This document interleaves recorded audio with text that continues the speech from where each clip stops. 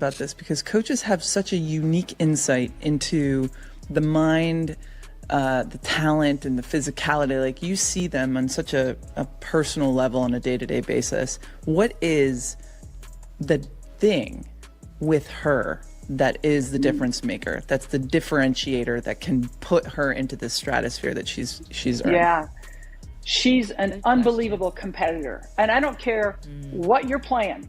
Like, and she was a great soccer player, and she really, I know, I've heard that. Yeah, and she attributes a lot of her passing angles to learning that on the soccer field, and it's so true. Like, she is the best every time, 3-point shooting. She is the. There is a highly specific, undeniable formula required to unlock the greatest offensive weapon in the history of women's basketball. And her former head coach just accidentally revealed exactly why the Indiana Fever are currently ignoring it.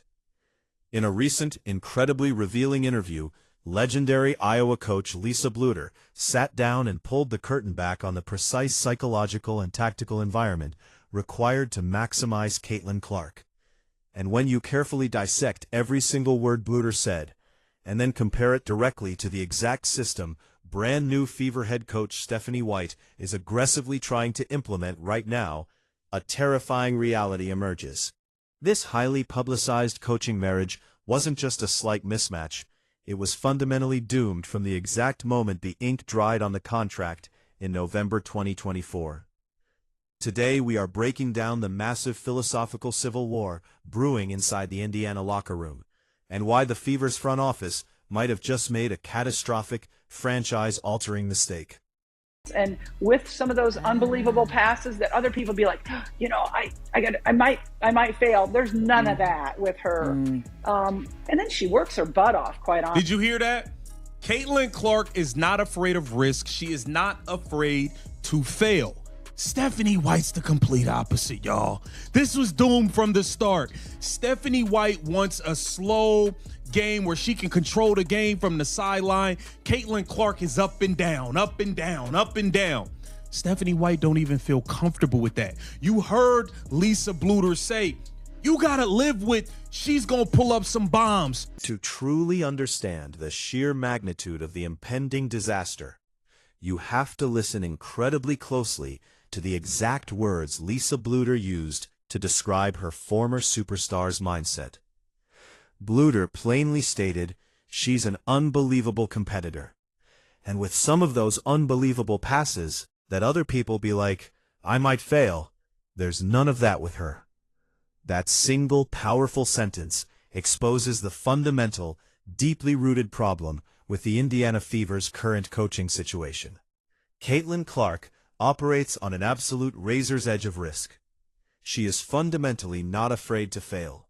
She will willingly attempt a threading full-court pass through heavy traffic, or pull up from 35 feet in transition, because she inherently understands that elite greatness requires accepting a massive amount of risk.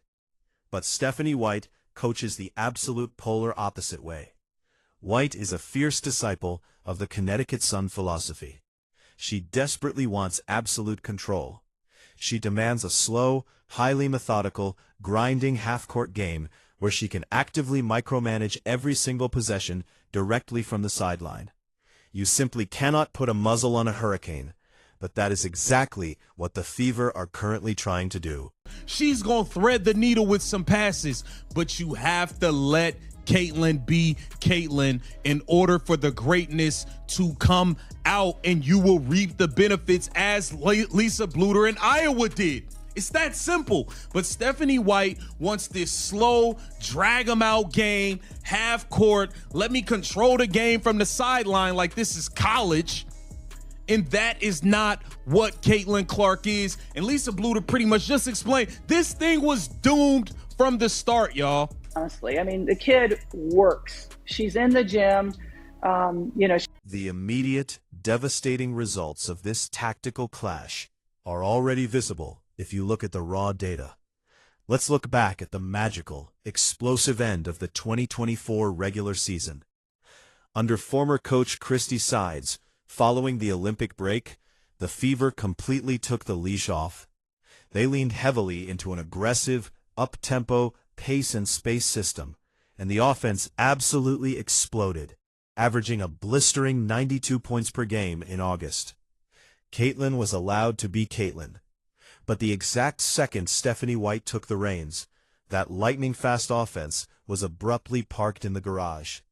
Suddenly, the most electrifying point guard on the planet was inexplicably playing off the ball.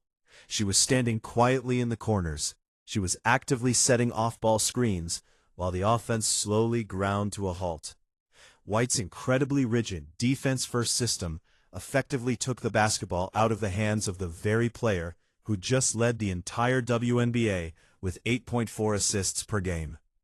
I know, Coach, you're such a big proponent, which is why we love you, of team culture and chemistry. And like, how did you balance all that? And maybe I've heard stories of Caitlin being very engaged in that as well, like recognizing that, you know, I've got to also shine some light on my teammates. Yeah, and she didn't understand that at first. And that was one of the things we really had to work on, was because, you know, and I don't blame her. She comes from a high school where she did everything. She came from an AAU program where she did everything. And now she's expected to come to a university and share the wealth. You know, it's different. But the tactical blunders go far beyond just slowing down the pace. It is deeply rooted in the toxic, ego-driven culture the front office is currently building. Listen to how Lisa Bluter masterfully managed the massive spotlight at Iowa. She didn't surround Caitlin with ball-dominant players demanding their own isolated touches. Instead, she preached a very specific gospel to her locker room. When her light shines, it shines on all of us. Bluter convinced her role players that if they bought into the system, ran the floor, and played defense, Caitlin's passing would make them all look like absolute stars. And it worked perfectly in the WNBA too.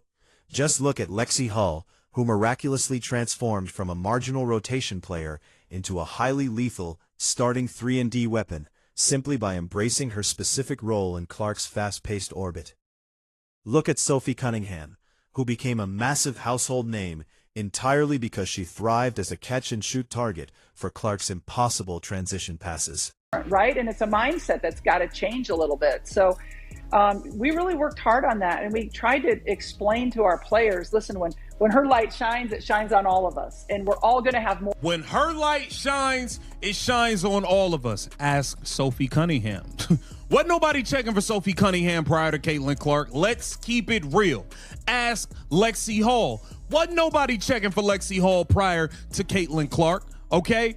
Listen, man, when you play the Caitlin Clark system, when you play your role as you're supposed to, the light is going to shine on you as well, and you are going to reap the benefits. You're going to shine. You're going to win. It's going to be electrifying and exciting.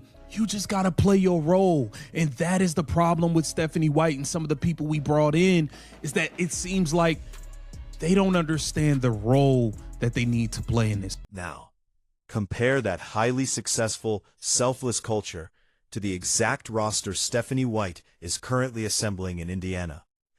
White came into the building loudly preaching about establishing veteran leadership.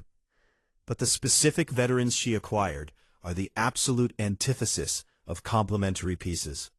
She brought in a 37-year-old DeWanna Bonner, a player who has heavily averaged 11 points per game over the past 3 seasons and demands a high volume of offensive usage. She brought in Natasha Howard, a veteran forward who was boldly talking to the media about launching her own MVP campaign before she had even played a single minute for the franchise. These are not unselfish role players willing to die for loose balls and run the wing. These are highly established egos who absolutely demand the offense physically run through them in the half court. You are taking the greatest distributor in the history of the sport and surrounding her with players who want to stop the ball and isolate. It is a recipe for absolute offensive suffocation. To our players, listen, when her light shines, it shines on all of us, and we're all going to have more opportunities because of her. And so we really had a lot of frank, open conversations about this stuff, and we did it all the time. It wasn't like a one-time thing, you know, one time, okay, let's have a little seminar on culture building. We believed in it, and we did. I think we did culture building every day. We did team meetings every week where we really dove into, like, kids and what made them tick, and how do you hold your teammates accountable, and how are you when people hold you accountable? How do you act? So all those things. And this incredibly rigid half-court philosophy is precisely why the Indiana Fever are currently facing a massive, franchise-threatening crisis with Kelsey Mitchell. As of January 2025, Mitchell's highly anticipated contract extension remains completely, terrifyingly unresolved. And if you have been paying attention to her social media activity, the warning signs are blinking bright red. Mitchell has been cryptic, actively liking tweets from fans, begging for her to play in a much faster, up-tempo system. During the explosive late 2024 run, Mitchell thrived as an elite, catch-and-shoot assassin, while Caitlin violently pushed the pace and broke down the defense. But Stephanie White's new, slow-grind system actively requires Mitchell to do significantly more half-court playmaking and ball handling, which completely neutralizes her elite off-ball movement. White isn't just actively limiting Caitlin Clark's potential. Her system is directly threatening to drive the team's vital, elite secondary scorer completely out of the city. The core of this entire catastrophic philosophical divide ultimately comes down to how a coach manages the concept of acceptable failure. Stephanie White has spoken highly publicly about her desperate desire to make the Fever offense less predictable, boldly stating she does not want to be a one-player team. That sounds like a fantastic, perfectly reasonable coaching soundbite, until you remember that the specific one player she's referring to averaged 19.2 points and 8.4 assists while shooting a lethal 42% from beyond the arc. Maybe being completely predictable with a generational weapon isn't actually a problem. But White is a traditional grinder who heavily prioritizes limiting turnovers above all else. And here is the brutal, undeniable truth. Caitlin Clark's style of play naturally, unavoidably produces turnovers. In 2024, she led the entire WNBA with 5.6 turnovers per game. But you absolutely cannot get the magic, the impossible angles, and the 8.4 assists without accepting the inherent risk of those turnovers. Lisa Bluder implicitly understood that trade-off. Stephanie White's conservative coaching DNA simply cannot tolerate it. And the Fever absolutely do not have the luxury of time to slowly figure this out, because a massive guillotine is currently hanging over the entire league. The Golden State Valkyries are entering the league in 2025, with Toronto and Portland aggressively following right behind them. That means a brutal expansion draft is imminent. The Fever are absolutely, unavoidably going to lose valuable roster depth. If the locker room chemistry isn't perfect, if the offensive system is actively suppressing your superstars, and if Caitlin Clark and Kelsey Mitchell are deeply unhappy with the grinding style of play, then this highly touted championship window might completely slam shut before it ever truly opens. You cannot afford to alienate your generational talent while simultaneously bleeding vital role players to expansion teams. Lisa Bluder built an absolute powerhouse at Iowa because she understood one massive, undeniable coaching truth. When you are handed a player this incredibly special, you do not try to force them to fit into your outdated system. You swallow your pride and you build the entire system completely around them. You give them the absolute freedom to be great. You accept the chaotic turnovers as the necessary cost of doing business. And you let Caitlin be Caitlin. Stephanie White is currently attempting to do the exact stubborn opposite. She is desperately trying to force a high-speed Ferrari to pull a heavy plow through the mud. And based entirely on everything Lisa Bluder just articulated in this revealing interview, that conservative approach is fundamentally, fatally flawed. The Indiana Fever possess the most talented, highly watched roster in the entire WNBA. They have the reigning Rookie of the Year, a dominant young post presence in Aaliyah Boston, and the pieces to build a dynasty that could dominate the next decade of women's basketball. But they might have hired the absolute wrong architect to build the house. So, the ultimate question must be asked. Is Stephanie White willing to completely abandon her Connecticut Sun, defense-first philosophy to maximize the greatest offensive weapon the sport has ever seen? Or is she going to stubbornly force Caitlin Clark to stand in the corner while the offense slowly grinds into oblivion? Drop your most honest, unfiltered take down in the comments below. Do you think Stephanie White can adapt her ego, or is this coaching marriage destined to completely explode? Let me know, and make sure you hit that subscribe button to stay updated on the biggest drama in the WNBA.